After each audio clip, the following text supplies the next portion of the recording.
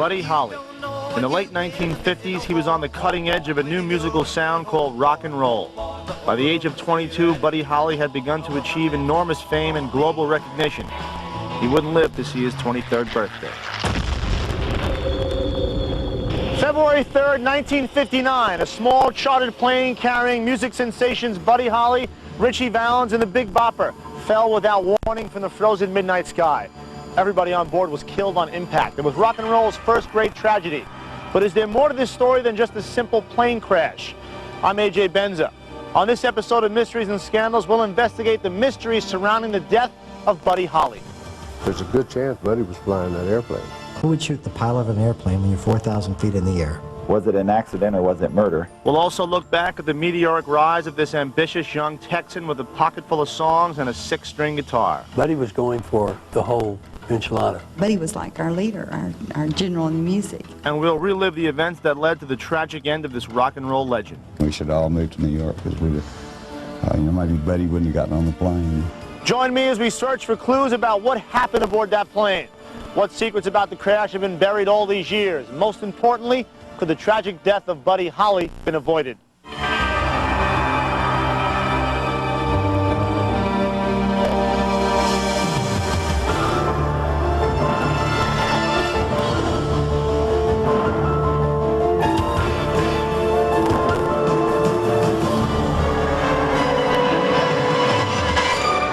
Charles Hardin Holly, nicknamed Buddy, was born September 7, 1936, the youngest of Ella and Lawrence Holly's 4 children.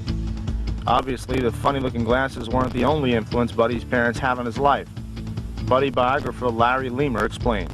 Buddy had a real musical family. He grew up in Lubbock, Texas, and his parents were musical, and his brothers as well. Travis Holly was 9 years older than his brother Buddy. I had picked up a guitar overseas and learned how to play it. And Buddy became enamored with that. We managed to teach him a few chords and things like that, and from then on he was pretty well a musician. Peggy Sue Guerin was a childhood friend and the inspiration for one of Holly's best-loved songs. Peggy Sue remembers Buddy's musical roots. Some of the addresses that he lived were in East Lubbock. There was probably some black influence in the way he played, the way he thought and could hear music. Through his high school years, Buddy Holly performed whenever and wherever he could. He even showed up to play at the grand opening of a local gas station. In 1955, Buddy graduated from Lubbock High School and dedicated himself to music. He teamed up with Jerry Allison, who eventually became the Crickets drummer. When Buddy and I first played in the band together, he had to play the country gigs to make the money. And made something like $5 or $10 a night, it was great. But that's how we started hanging out, and then we started hanging out and practicing, listening to R&B stations, which were hard to find in the 50s in West Texas. Gary Busey was nominated for an Oscar as Best Actor in the 1978 film, The Buddy Holly Story. He would listen to the Louisiana Hayride radio station out of New Orleans, and Little Richard was on there a lot. Little Richard played piano. Da-da-da-da-da-da-da-da. So Buddy Holly played guitar. Well, the way you dance and hold me tight, the way you kiss and say goodnight. In 1956, 20-year-old Buddy was inspired by the showmanship of a fellow country boy named Elvis Presley. That you love me, just wait on me. Bill Griggs is a Buddy Holly historian. He saw Elvis the very first time he appeared on the Ed Sullivan Show and wondered, how can you do that on television and get away with it? And then started to emulate Elvis. Later that year, Elvis appeared at the Fair Park Coliseum in Lubbock, Texas. The stars from the Fair Park Coliseum, after they played there, they'd come out to the Cotton Club night. We played the dance at the Cotton Club before the stars got there. We were sort of tearing our gear down, and Elvis and the guys were sitting, and Elvis was carrying the equipment. Buddy, of course, wanted to meet him so bad, and he went backstage to meet him and got to talking with him, and evidently they had passed the guitar back and forth and did a little playing, and Elvis told him, man, you're ready right now. Elvis was right. Buddy decided to form his own band. We got a fellow named Joe B. Malden who was playing with a local band named the 14s, and we sort of stole him from that band. By 1957, 20-year-old Buddy had his group together. Now all they needed was a name. Back at that time, you named groups after birds and insects and things like that. Buddy, in particular, liked a group called the Spiders, and he thought, let's get an insect name. And we got a dictionary or something and looked up insects, just went down the list. We could have stopped at beetles, but we didn't. We went on to the crickets. And there's also a lot of crickets around Texas that year. They chirp and make noise, and that's how we got the name. It was an exciting time. The music was beginning to change, and it was the new sound. They set up a recording session over at Norman Petty's studio in Clovis, and they recorded a song called That'll Be the Day. Norman Petty, the manager of the Crickets, pitched That'll Be the Day to several record companies in New York. The demo was finally bought by Decca Records for a measly $150. But would it be a hit? For Buddy and the Crickets, the waiting game was on. Things seemed to move slow. He was out of money and wondering when it was going to happen. But we looked at Billboard every week, you know, be on the bottom of the charts, and we said, wow, we may actually get to go to Chicago, you know, some big town like that. My older brother said, let's go call that guy in New York and find out what the situation is. And they called up there, and the guy told them, said, oh, buddy, your record's a hit. It's a smash. It's playing all over town right now. It was just exciting to be able to know that these songs were going up these mysterious charts, and that the people were buying the records, and that they loved the music, and that it was all over this country. Finally, saw him, Irving Fell called, that did Super Shower of Stars. He called and booked us for 17 weeks. We said, we have made it. You know, we're the ones. Got to New York and we looked at the buildings like that. Buddy Holly and the Crickets had arrived, but how would the good old boys handle the pressure of the big city? When we come back, what turn of events forced Buddy to participate in that doomed final tour? And what caused Buddy's plane to crash? Was it weather, pilot error, or something more sinister? In 1957, 20-year-old Buddy Holly was just starting to make a name for himself. Buddy and his band, the Crickets, was slowly climbing up the music charts with the hit song, That'll Be the Day. The group went on tour up and down the East Coast with their rockabilly meets rhythm and blues sound. Buddy and the Crickets were featured along with the hottest R&B acts of the day, including Little Richard, Chuck Berry, and Fats Domino. Needless to say, audiences were surprised when the Crickets turned out to be as white as the T-shirts they were wearing. Longtime Apollo Theater employee Billy Mitchell recalls stories of Buddy's opening night at the famous Harlem Night Spot. Well, everyone around here just assumed that he was black. The announcer announced him on that particular night that he was coming here to perform. Ladies and gentlemen, we want to welcome to the stage Mr. Buddy Holly. And he walked out on stage, and all at once, collectively, everybody says, "Huh?" And you heard this one lady say, "Is he white?" And then another guy yelled out, "You better sing good." Then he asked his band members, let's do a little Bo Diddley, Bo Diddley. So they did some Bo Diddley, started dancing around the stage and whatnot, and before you know it, Buddy Holly and the Crickets had the Apollo Theater in his hands. Over the next several months, Buddy and the Crickets toured around the country. They also appeared on popular television programs like American Bandstand and The Ed Sullivan Show. The boys from Lubbock were enjoying the perks of celebrity. Crickets had a lot of success. By the summer of 1958, Buddy had met a woman in New York City named Maria Elena Santiago, and he fell in love with her, and they got married. Along about July 22nd, 1958, Jerry Ellis and I eloped. We called Buddy from Dallas the next day, and he said, okay, we'll honeymoon together. 21-year-old Buddy found wedded bliss with his new bride, but sadly for Buddy and the Crickets, the honeymoon was about to end. You see, Buddy had big plans for his career, and success wasn't going to find him in Texas. Buddy was going for the whole enchilada. He wanted to keep working, stay in New York. He wanted to start a publishing company, and in order for that to work, he felt that it needed to be in New York City. The Crickets were preparing to move there and decided, no, they didn't want to go to the big city. They'd rather stay out west. The band split up, and Buddy was left to pursue a solo career. You know, I don't know what all the reasons were, but it was a bad mistake. We should all move to New York because we'd have, you know, maybe Buddy wouldn't have gotten on the plane. I've always regretted that we didn't stay together. Buddy decided to form a backup band. He turned to one of his closest friends, Waylon Jennings, with an offer he couldn't refuse. He brought in this bass, threw it over to me and said, now learn to play that, you got 2 weeks. So I memorized every one of his songs. Buddy needed money. He was cash poor, and he thought by going on this tour he could get some ready cash so he could get a lot of his other endeavors going. So he went to an old friend, Irvin Feld, and Feld suggested that they put together a tour just for Buddy and some other up-and-coming rock stars. The other headliners on the 1959 Winter Dance Party Tour were Richie Valens with his smash hit song La Bamba, and the Big Bopper, J.P. Richardson, known for his upbeat single Chantilly Lace. They traveled in the dead of winter through the frigid Midwest. This would forever be remembered as the tour from hell. The group on the Winter Dance Party tour for 24 days in 1959 were given a series of buses that kept breaking down. And on February 1st, 1959, they were on their way to Green Bay, Wisconsin for a show. And they broke down out in the middle of nowhere. We were going right down the road, it's 40 below, and the bus froze up. And they thought they were going to die. We were wrapped up in the bus with the heater going on, but they had to come out there and get us with the sheriff department. And then they went on to what was going to turn out to be their last date, which was Clear Lake, Iowa, at the Surf Ballroom. Scott Anderson is the present owner of the Surf. The place was packed. They had upped the price that night to a whole $1.25 opposed to their usual 50 cents. The concert was a huge success. After the show, Buddy couldn't stand the thought of returning to that cold, crowded bus. Buddy decided, let's hire a plane and we'll take myself and my band to the next venue. He wasn't originally going to take the Big Bopper and Richie Valens. He was going to take Tommy Alsop, who was his lead guitarist, and Waylon Jennings. But as you can imagine, no one wanted to ride the stinking bus. Richie Valens and Tommy Alsop flipped a coin. Richie won, and Alsop lost his seat on the plane. Waylon Jennings remembers giving up his seat to the Big Bopper. The Big Bopper was sick. He had the flu. Buddy was in a cane-bottom chair laughing at me, as usual. And he said, well, you're not going with us tonight. And I said, no. And he said, well, I hope your damn little bus freezes up. And I said, well, I hope your old plane crashes. The last thing in the world you would even think about wanting was your friend to be killed in a plane crash. It ended up that the three headliners of that tour got on the plane along with pilot Roger Peterson.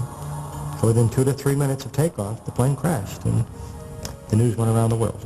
The first rock and roll tragedy. The Beechcraft Bonanza was a 4-passenger single-engine plane.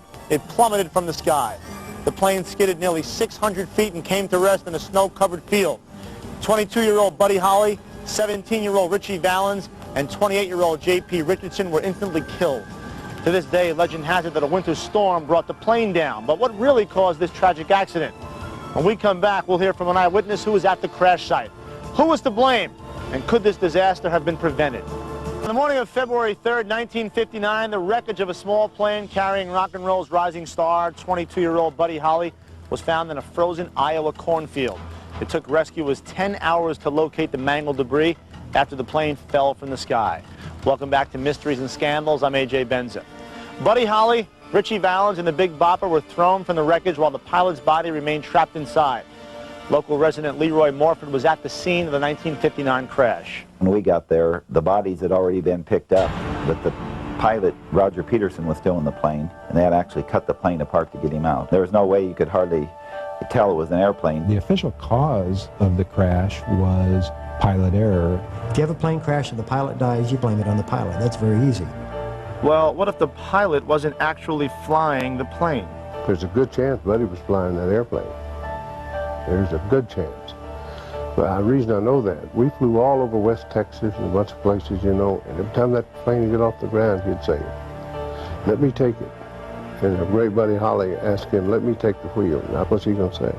Others don't buy into the theory that Buddy was flying the plane. The physical evidence disproves that. The crushing wounds to the pilot's body were similar to someone coming in impact with the control column. Still, there is suspicion among some Iowa residents that the crash was caused by foul play.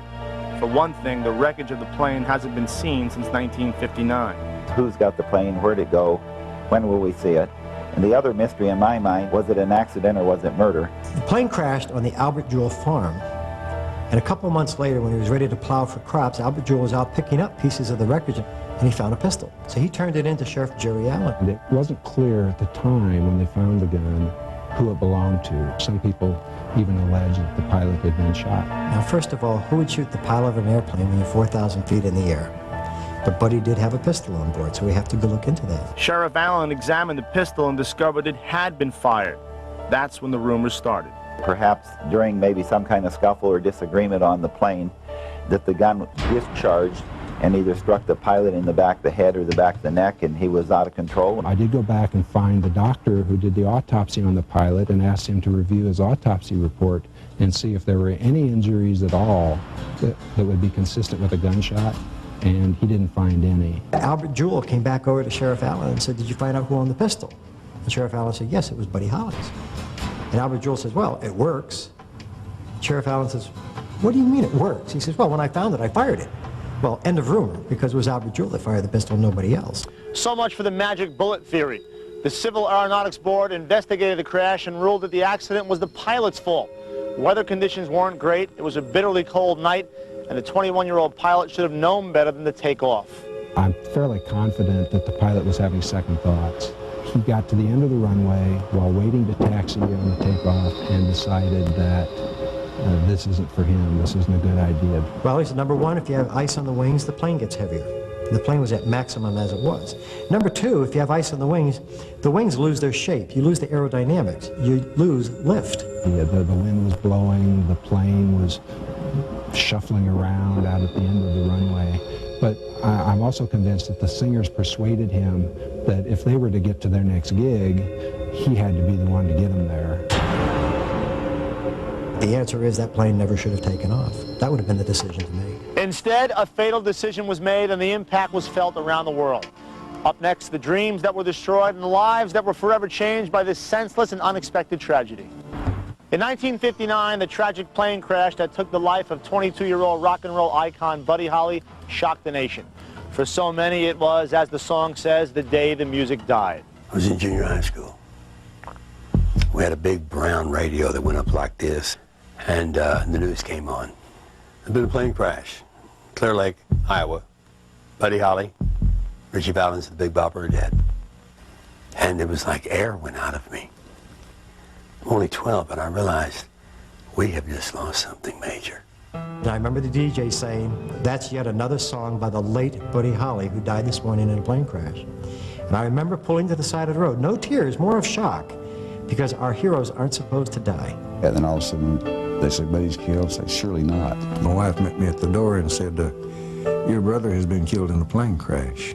It was like somebody had literally reached up and just turned all the lights out. Totally dark. The plan stopped. The publishing company was not going to be. There would be no record label. It just stopped. The Winter Dance Party Tour and the rest of Buddy's band arrived at their next gig in Fargo, North Dakota. They hadn't yet heard the news. The guy come to the front door, the tour manager, and he said, come here, I got to talk to you. And I knew something was bad wrong. And I said, no. And I didn't know why. I just said, no. I said, them boys didn't make it. So that plane crashed. And I didn't know what to do, I mean, there I was, All I wanted to do was go home. Despite their grief, the musicians were told the show must go on. To ensure this, the managers of the tour made a handful of promises to Buddy's band. We'll give you a plane ticket home for the funeral. First class, said we'll take care of you and everything. We'll give you what we were going to get Buddy, but please don't leave. Don't leave the tour. 50s rocker Bobby V was added to the concert lineup for the remainder of the ill-fated tour. I remember seeing Tommy Alsop, the lead guitar player for Holly at that time, and seeing his eyes were all glossed over, and he wasn't there. His body was there, but he wasn't there. Every once in a while that I was singing, every once in a while I was playing bass and probably playing the wrong song. It was like, just get through it, and that was it. There had been this sense of, let's come together and get through this terrible thing that's happened. And after it was over, they docked us for Buddy. So I got mad. I said, tell you what we'll do. Tell them that we will tear every piece of lumber in that building, and they won't have anything standing unless they pay you. They got two ways to go, and that's one of them. Well, the building was still standing, so I guess the promoters of the show took the other way. However, the tour managers never made good on their promises. Waylon and the other band members continued the tour, but were never given the plane tickets needed to get back home. Sadly, they missed Buddy's funeral. Nice business, huh? And for his friends and family back home, Buddy's memory would not soon fade away. For a long time after his death, I wouldn't even listen to his songs. I never played any of his records, and if it was playing on the radio, I'd turn the radio off. After about 3 years, it began to come to me that it was wonderful music, and I should listen to it, and I've learned to love it now. That's the power of Holly. That's the power of his music. It's timeless.